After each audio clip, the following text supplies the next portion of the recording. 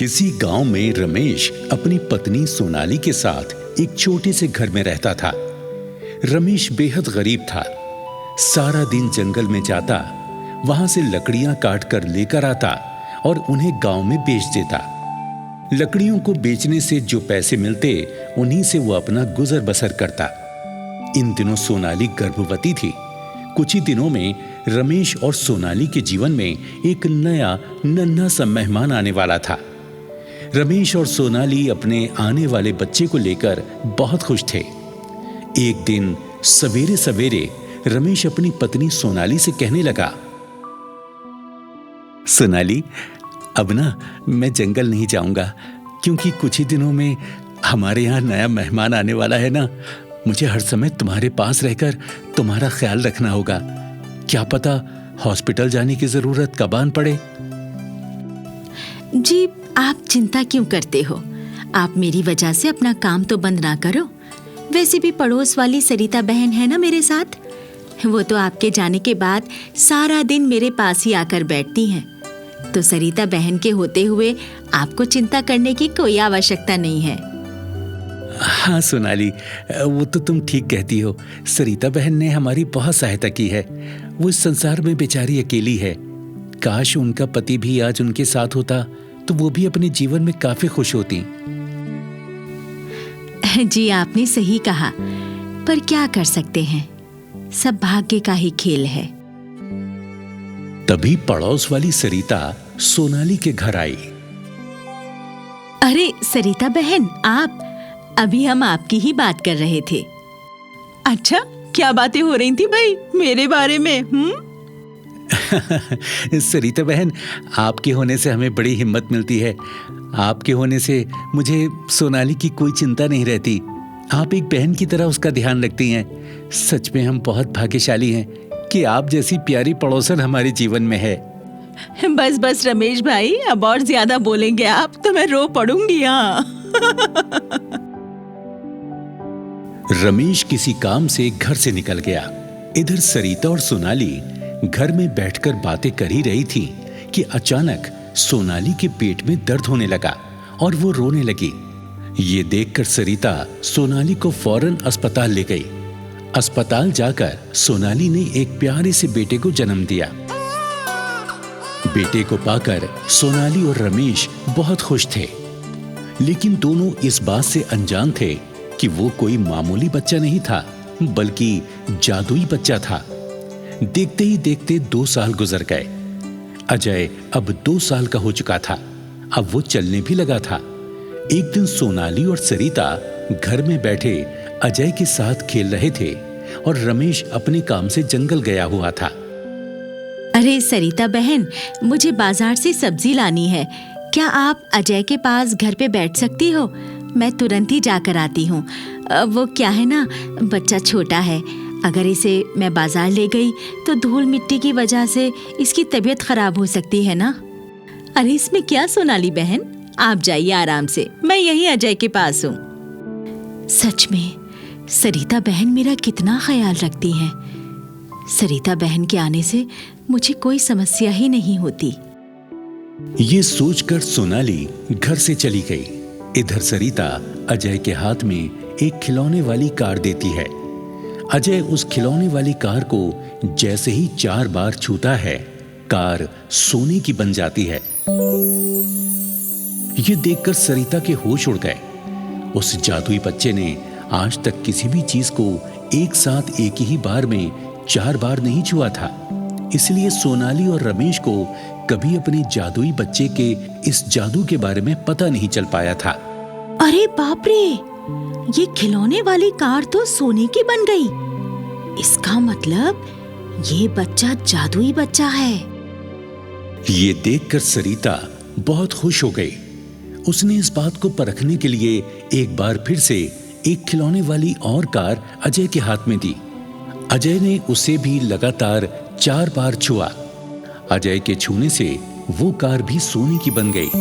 सरिता को पूरा विश्वास हो गया कि अजय एक जादुई बच्चा है। अरे अरे, ये तो सच में जादुई बच्चा है। सोनाली बहन ये जानकर बहुत खुश हो जाएगी। अरे अगर मैंने ये बात सोनाली बहन को बता दी तो वो तो इस संसार की सबसे धनी महिला बन जाएगी। क्यों ना मैं इस जादुई बच्चे को लेकर हमेशा हमेशा के लिए इन सब की नजरों से बहुत दूर चली जाऊं। इस जादुई बच्चे को पाकर तो मेरा जीवन एकदम से बदल जाएगा और मैं अपने जीवन के हर अरमान को पूरा कर पाऊंगी। सरिता के मन में लालच जाग गया। सोनाली के आने से पहले ही वो उस बच्चे को लेकर वहां से भाग गई। सोनाली जब सब्जी लेकर वापस आई तो उसे घर में ना तो सरिता दिखाई दी और न ही अपना बेटा अजय। अरे, ये सरिता बहन और अजय कहाँ चले गए? लगता है सरिता बहन को अपने घर में कोई काम होगा, तो शायद वो वहीं चली गई होंगी अजय को लेकर। कोई बात नहीं, मैं फटाफट भोजन बना लेती हूँ और इनके आने का भी समय हो चुका है। तब तक सरिता बहन भी अजय को लेकर आ जाएंगी। सोनाली को ये गुमान था कि सरिता अजय को लेकर अपने घर गई है। उन्हें क्या पता था कि सरिता तो अजय को लेकर वहां से 9-2-11 हो चुकी है। थोड़े समय के बाद रमेश घर आया तो अजय के बारे में सोनाली से पूछा। सोनाली ने रमेश को पूरी बात विस्तार से बताई। उसके बाद दोनों पति पत्नी सरिता के घर गए, लेकिन वहां ना तो सरिता थी और न ही अजय। ये देखकर सोनाली और रमेश परेशान हो गए। दोनों ही सरिता को ढूंढने के लिए गांव से निकल पड़े। दोपहर से शाम हो गई, पर ना तो सरिता का पता चला और ना ही अजय का। गांव वाले भी अजय और सरिता को तलाश करने लगे, लेकिन सरिता का कोई पता नहीं चला। सोनाली को यह पश्चाताप होता है कि वो अजय को सरिता के पास छोड़कर चली क्यों गई। तभी सोनाली की नजर अजय की उन दोनों कारों पर पड़ी जिसे अजय ने अपने जादू से सोने का बना दिया था। ये देखकर सोनाली हक्का बक्का रह गई। ये दोनों कारें तो अजय की हैं, पर ये सोने की कैसे बन गई? ये तो खिलौने वाली कार थी। जब मैं बाजार जा रही थी तब अजय इन्हीं दोनों कार से खेल रहा था। ये खिलौने वाली कार की तरह अजय के पास रखी हुई थी, पर अभी अचानक सोने की कैसे बन गई? तो इसका मतलब कि हमारा बच्चा अजय जादुई बच्चा है और उसके छूने से कोई भी चीज सोने की बन सकती है। यही देखकर, यानी उस बच्चे के जादू को देखकर उस सरिता के मन में लालच जाग गया होगा और वो अजय को लेकर यहाँ से 9-2-11 हो गई। पर एक दिन सरिता अजय के साथ सोनाली के घर आई। सोनाली और रमेश ने जब अपने बच्चे अजय को देखा तो वो दौड़कर सरिता के पास गए और अजय को अपने गले से लगा लिया। सरिता, तुम हमारे बच्चे को कहाँ ले गई थी? हमने तुम पर इतना विश्वास किया और तुमने हमारे साथ विश्वासघात किया। मुझे क्षमा कर देना रमेश भाई। मैंने जब ये देखा कि ये अजय एक जादुई बच्चा है तो मेरे मन में लालच जाग चुका था और मैं भावनाओं में बह गई और मैं इस अजय को अपने साथ लेकर चली गई थी। पर मेरे इस गुनाह की सजा मुझे तब मिली जब मेरे दोनों पैर अपने आप काम करना बंद हो गए। मैंने बड़े से बड़े डॉक्टर को दिखाया, पर किसी डॉक्टर के पास मेरा वो इलाज नहीं था। तभी एक दिन इस जादुई बच्चे ने मेरे दोनों पैर पर बड़े प्यार से अपने दोनों हाथ फेरे। उसके हाथ फेरते ही मेरे दोनों पैर ठीक हो गए। ये बच्चा उस समय बहुत मुस्कुरा रहा था। मैंने जब अपने आप को ठीक होते देखा तो मैं बहुत खुश हो गई। मैं अपने पैरों पर चलने लगी थी, पर जब मैंने इस बच्चे की मुस्कान देखी तो मुझे सोनाली बहन की याद आ गई कि हो ना हो मैंने एक बच्चे को उसकी माँ से अलग करके अच्छा नहीं किया। इस संसार में सबसे बड़ी दौलत औलाद होती है, पैसा नहीं। बस यही देखकर मुझे अपनी गलती का एहसास हो गया। मुझे माफ कर दीजिए, मैं आपकी गुनहगार हूँ।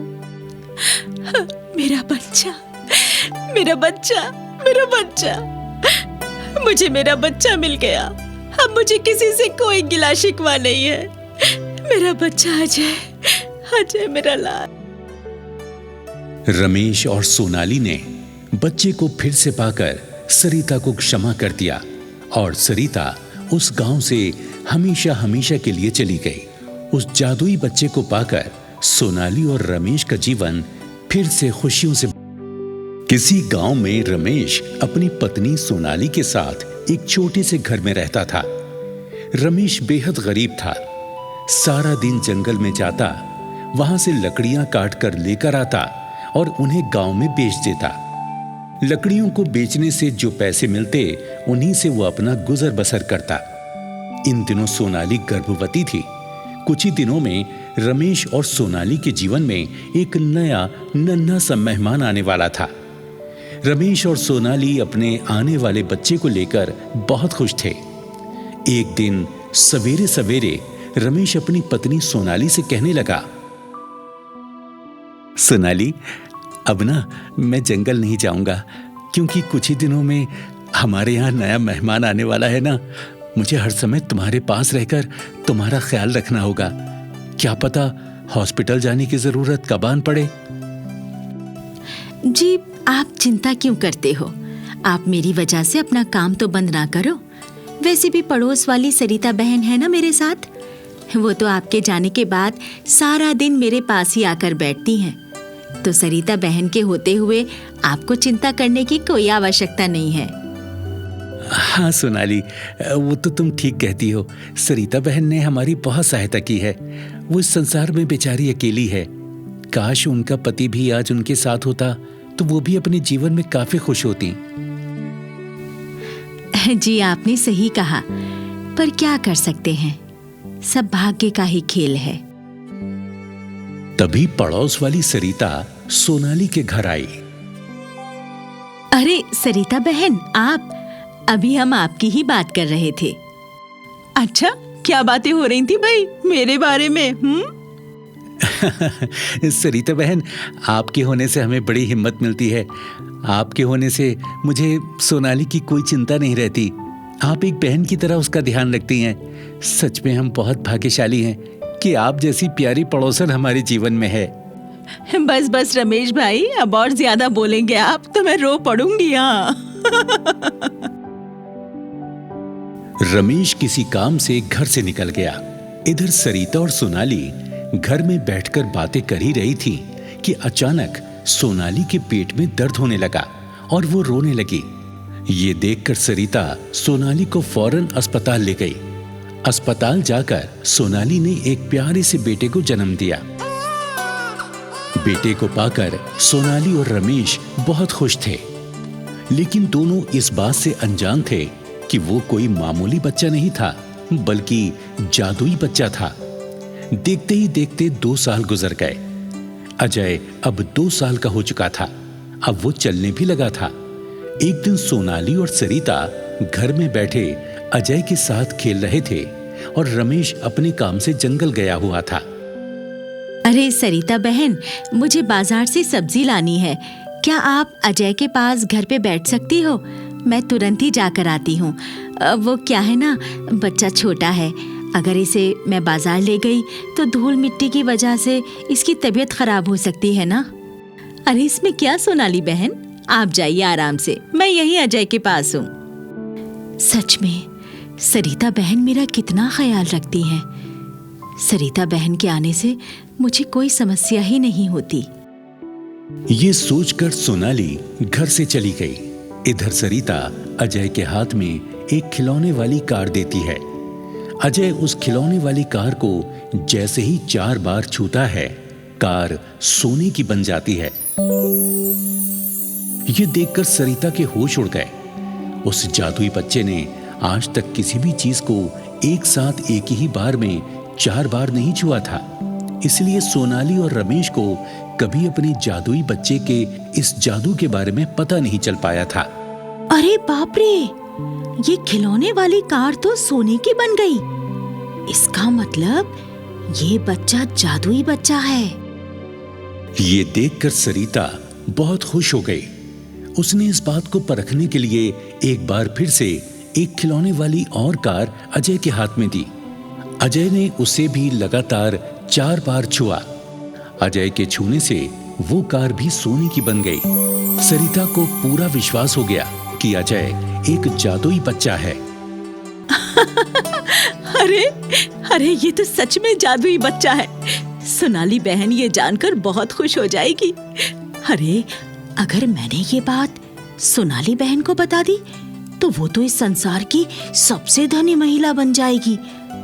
क्यों ना मैं इस जादुई बच्चे को लेकर हमेशा हमेशा के लिए इन सब की नजरों से बहुत दूर चली जाऊं।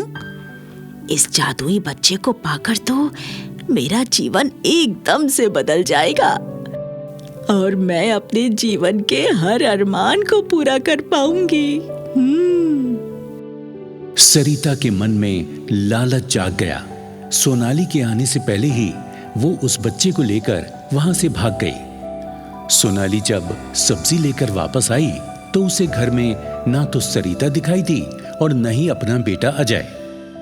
अरे, ये सरिता बहन और अजय कहाँ चले गए? लगता है सरिता बहन को अपने घर में कोई काम होगा, तो शायद वो वहीं चली गई होंगी अजय को लेकर। कोई बात नहीं, मैं फटाफट भोजन बना लेती हूँ और इनके आने का भी समय हो चुका है। तब तक सरिता बहन भी अजय को लेकर आ जाएंगी। सोनाली को ये गुमान था कि सरिता अजय को लेकर अपने घर गई है। उन्हें क्या पता था कि सरिता तो अजय को लेकर वहां से 9-2-11 हो चुकी है। थोड़े समय के बाद रमेश घर आया तो अजय के बारे में सोनाली से पूछा। सोनाली ने रमेश को पूरी बात विस्तार से बताई। उसके बाद दोनों पति पत्नी सरिता के घर गए, लेकिन वहां ना तो सरिता थी और न ही अजय। ये देखकर सोनाली और रमेश परेशान हो गए। दोनों ही सरिता को ढूंढने के लिए गांव से निकल पड़े। दोपहर से शाम हो गई, पर ना तो सरिता का पता चला और ना ही अजय का। गांव वाले भी अजय और सरिता को तलाश करने लगे, लेकिन सरिता का कोई पता नहीं चला। सोनाली को यह पश्चाताप होता है कि वो अजय को सरिता के पास छोड़कर चली क्यों गई। तभी सोनाली की नजर अजय की उन दोनों कारों पर पड़ी जिसे अजय ने अपने जादू से सोने का बना दिया था। ये देखकर सोनाली हक्का बक्का रह गई।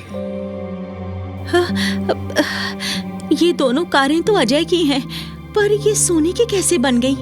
ये तो खिलौने वाली कार थी। जब मैं बाजार जा रही थी तब अजय इन्हीं दोनों कार से खेल रहा था। ये खिलौने वाली कार की तरह अजय के पास रखी हुई थी, पर अभी अचानक सोने की कैसे बन गई? तो इसका मतलब कि हमारा बच्चा अजय जादुई बच्चा है और उसके छूने से कोई भी चीज सोने की बन सकती है। यही देखकर, यानी उस बच्चे के जादू को देखकर उस सरिता के मन में लालच जाग गया होगा और वो अजय को लेकर यहाँ से 9-11 हो गई। पर एक दिन सरिता अजय के साथ सोनाली के घर आई। सोनाली और रमेश ने जब अपने बच्चे अजय को देखा तो वो दौड़कर सरिता के पास गए और अजय को अपने गले से लगा लिया। सरिता, तुम हमारे बच्चे को कहाँ ले गई थी? हमने तुम पर इतना विश्वास किया और तुमने हमारे साथ विश्वासघात किया। मुझे क्षमा कर देना रमेश भाई। मैंने जब ये देखा कि ये अजय एक जादुई बच्चा है तो मेरे मन में लालच जाग चुका था और मैं भावनाओं में बह गई और मैं इस अजय को अपने साथ लेकर चली गई थी। पर मेरे इस गुनाह की सजा मुझे तब मिली जब मेरे दोनों पैर अपने आप काम करना बंद हो गए। मैंने बड़े से बड़े डॉक्टर को दिखाया, पर किसी डॉक्टर के पास मेरा वो इलाज नहीं था। तभी एक दिन इस जादुई बच्चे ने मेरे दोनों पैर पर बड़े प्यार से अपने दोनों हाथ फेरे। उसके हाथ फेरते ही मेरे दोनों पैर ठीक हो गए। ये बच्चा उस समय बहुत मुस्कुरा रहा था। मैंने जब अपने आप को ठीक होते देखा तो मैं बहुत खुश हो गई।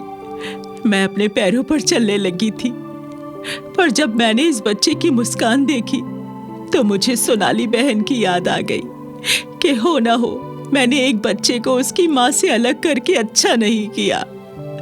इस संसार में सबसे बड़ी दौलत औलाद होती है, पैसा नहीं। बस यही देखकर मुझे अपनी गलती का एहसास हो गया। मुझे माफ कर दीजिए, मैं आपकी गुनहगार हूँ। मेरा बच्चा, मेरा बच्चा, मेरा बच्चा, मुझे मेरा बच्चा मिल गया। अब मुझे किसी से कोई गिला शिकवा नहीं है। मेरा बच्चा अजय, अजय मेरा लाल। रमेश और सोनाली ने बच्चे को फिर से पाकर सरिता को क्षमा कर दिया और सरिता उस गांव से हमेशा हमेशा के लिए चली गई। उस जादुई बच्चे को पाकर सोनाली और रमेश का जीवन फिर से खुशियों से भर गया।